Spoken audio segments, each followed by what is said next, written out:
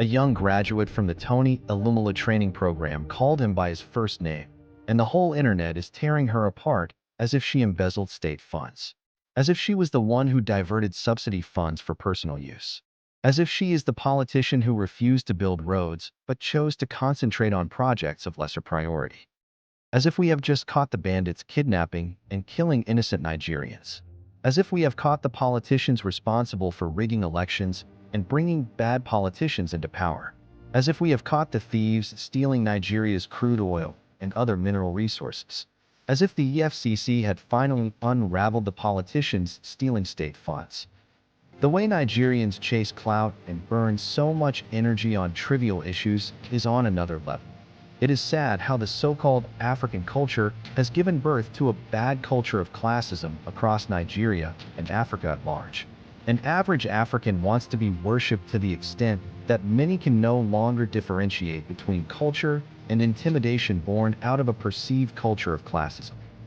The "do you know who I am?" and "I am not your mate" mentality is capable of breeding an inferiority complex in the minds of those who are not brave enough to stand their ground.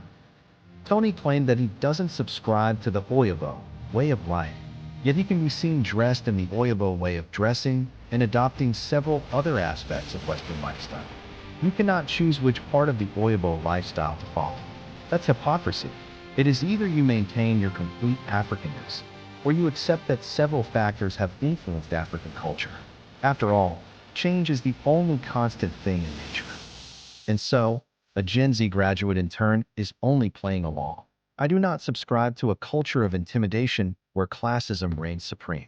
People who are criticizing the girl for calling Tony by his first name, without adding his initials, and saying that Tony is not her name, should ask themselves, why do they not react the same way when an older colleague calls his or her younger superior sir, Oga, or madam?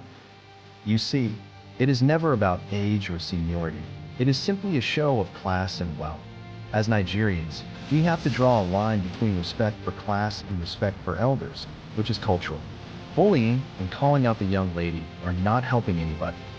We have to accept the fact that Nigerian and African culture has been greatly influenced by several factors, of which organizational policies have played a significant role.